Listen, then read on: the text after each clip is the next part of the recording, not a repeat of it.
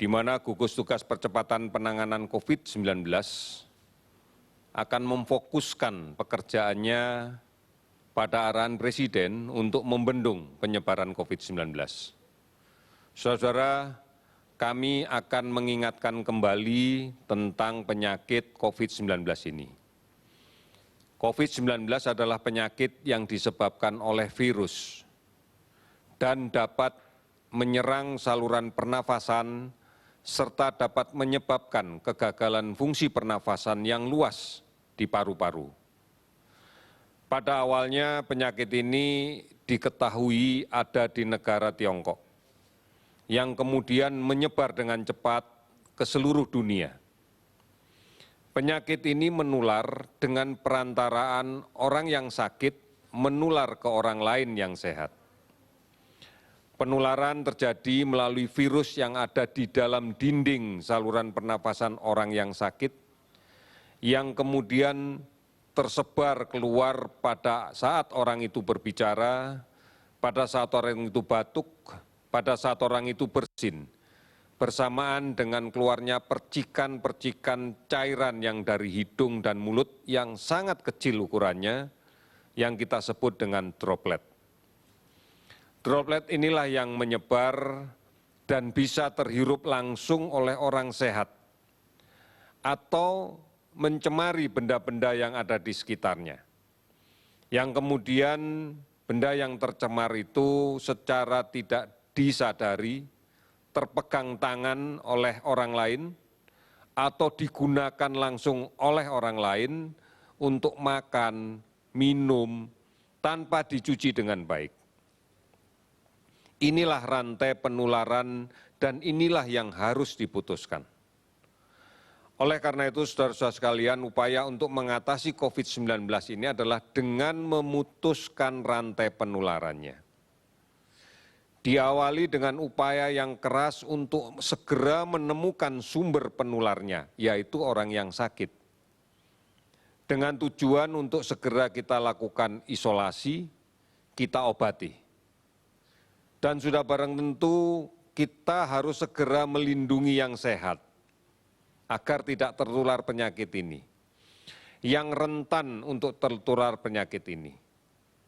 Oleh karena itu, langkah untuk tetap tinggal di rumah yang bertujuan agar terhindar dari penularan, hindari kerumunan di orang yang cukup banyak karena kita tidak tahu siapa yang sakit, pakai masker, dan cuci tangan dengan sabun dan air yang mengalir adalah cara yang paling tepat. Oleh karena itu, mungkin secara lebih rinci, langkah-langkah untuk menemukan sumber dari yang sakit ini atau yang kita curigai sakit ini dapat dilakukan melalui beberapa cara. Yang pertama, kita harus cermat untuk melakukan pemantauan pada setiap orang yang memiliki riwayat bepergian dari daerah epicenter.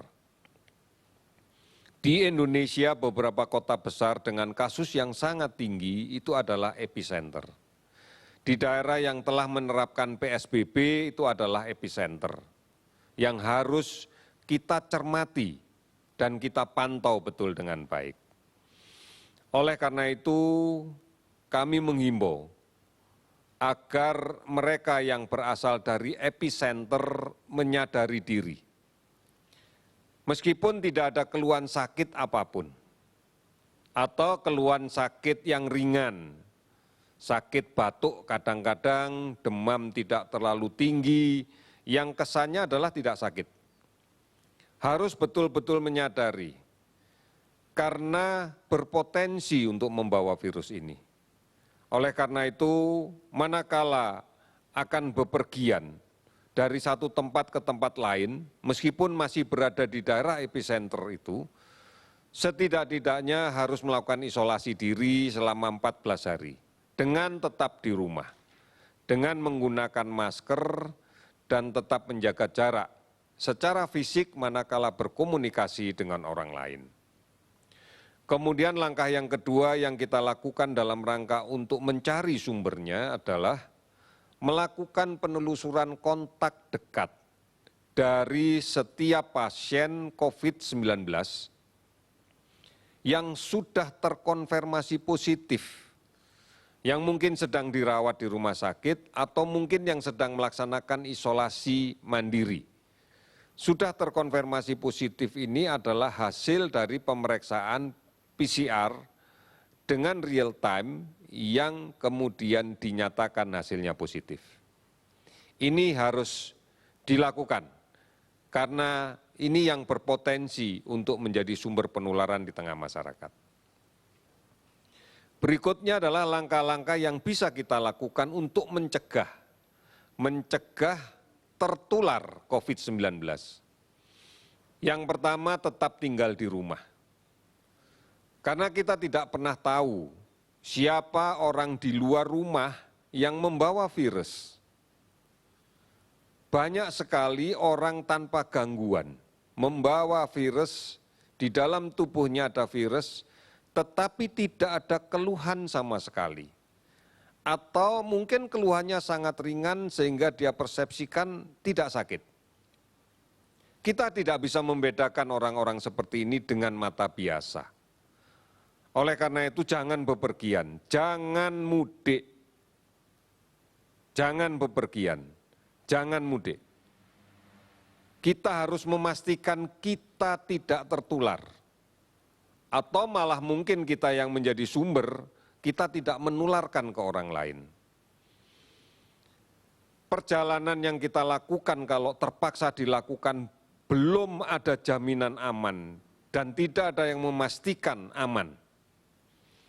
Mungkin dan akan sangat mungkin kita akan bertemu dan terpaksa kontak dekat dengan orang lain yang tanpa gejala atau orang yang gejalanya sangat ringan di dalam kendaraan, apalagi kendaraan umum, atau saat kita berada di terminal, atau saat di stasiun, atau saat di bandara, atau saat berada di rest area, atau di toilet umum sepanjang perjalanan. Ini yang harus kita sadari. Karena disinilah ruang yang paling memungkinkan kita untuk tertular. Atau kalau kita sendiri yang menjadi sumbernya, menularkan ke orang lain. Manakala kemudian ini harus menyebar ke keluarga kita yang memiliki kerentanan di kampung halaman, di rumah kita, atau di tempat lain, maka mereka inilah yang nanti akan jatuh dalam kondisi sakit yang berat. Kemudian untuk mencegah tertular lagi, gunakan masker. Gunakan masker jika terpaksa keluar rumah. Batasi waktunya. Secepat mungkin dan sesingkat mungkin di luar rumah. Hindari kerumunan orang.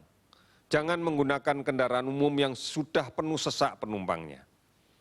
Segera pulang kalau semuanya sudah selesai. Sesampai di rumah, lepas masker, cuci tangan dengan sabun dan air yang mengalir. Setelah itu, gunakan masker yang baru. Kita harus melindungi kelompok yang rentan, apalagi memiliki penyakit yang sangat memungkinkan untuk menjadi semakin berat manakala terinfeksi COVID-19.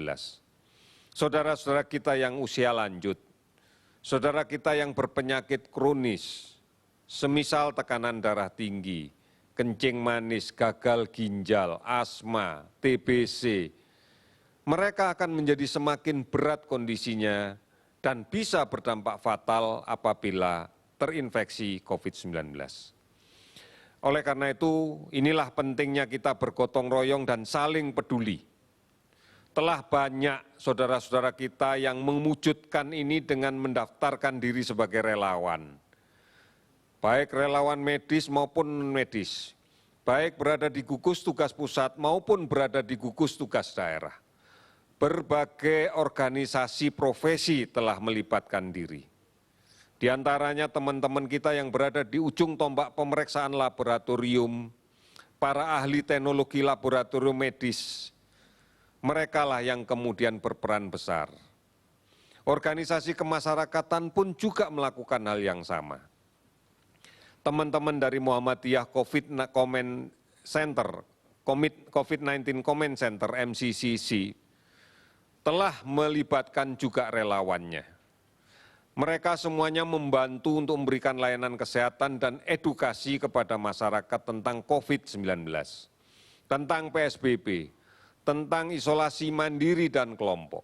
Mereka lah sebenarnya garda terdepan kita yang menjadi patriot-patriot bangsa. Di tingkat desa pun telah banyak desa, kelurahan, nagari yang sudah membentuk relawan desa, yang terkoordinasi dengan aparat desa, dengan tokoh masyarakat, tokoh agama, dengan Babinsa, dengan Babin Kantipmas, dengan bidan desa, untuk secara bersama-sama membangun desa, menjadi benteng pertahanan COVID-19 yang mandiri dan efektif yang berbasis pada kekuatan masyarakat sendiri. Oleh karena itu, saudara-saudara sekalian, tetap ikuti berita dan informasi tentang COVID yang benar. Telah cukup banyak akses yang bisa didapatkan oleh masyarakat untuk mendapatkan berita ini. Baik di dalam situs resmi covid19.go.id, di hotline 119, di WhatsApp COVID-19, di Hello Kemkes, di aplikasi online dan lain-lain, dan telemedicine lain, maupun dari siaran TVRI dan RRI yang disebarluaskan secara nasional.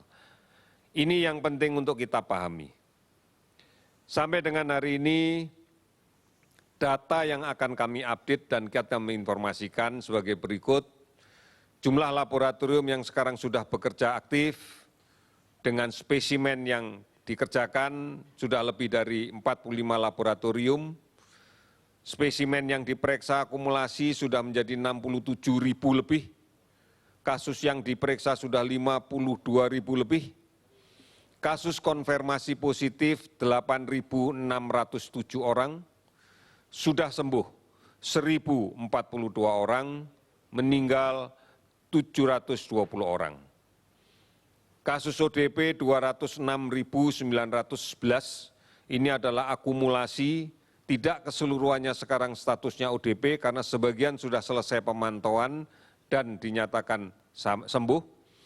Kasus PDP ada 19.084 orang, semua provinsi terdampak dan kabupaten kota yang terdampak adalah 280 kabupaten kota.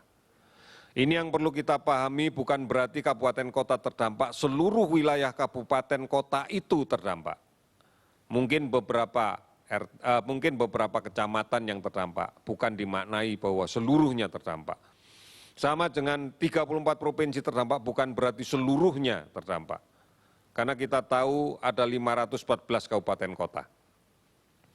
Sebaran pasien sembuh kalau kita lihat 334 orang dari DKI, 133 dari Jawa Timur, kemudian 93 dari Jawa Barat, 82 Sulawesi Selatan, di Bali ada 70 orang, akumulasi total bersama dengan 29 provinsi yang lainnya adalah 1.042 pasien. Pertambahan kasus konfirmasi positif hari ini adalah 396 pasien, sehingga totalnya menjadi 8.607. Akumulasi sembuh hari ini bertambah 40, sehingga totalnya menjadi 1.042. Kasus meninggal bertambah 31 orang, sehingga akumulasi totalnya menjadi 72 orang. Saudara-saudara, lawan COVID, tingkatkan imunitas diri kita. Sabar dan tenang, istirahat cukup dan teratur, tidak panik. Jaga jarak, pakai masker, cuci tangan pakai sabun dengan air yang mengalir. Sekali lagi kami mengingatkan, gotong royong, mari bersatu melawan COVID. Pemerintah pusat, pemerintah daerah sudah memiliki komitmen yang kuat. Mari kita yang berada di rumah tangga, mari kita yang berada di RT, di RW, di desa merespon ini dengan baik. Tetap berada di rumah, produktif di rumah, waspadai ancaman demam berdarah. Mari lakukan pemberantasan sarang nyamuk bersama keluarga kita di rumah. Kita bisa menyelamatkan bangsa ini. karena kita punya tekad menyelamatkan keluarga kita dan lingkungan kita. Yakin kita pasti bisa. Pasti bisa. Terima kasih, selamat sore.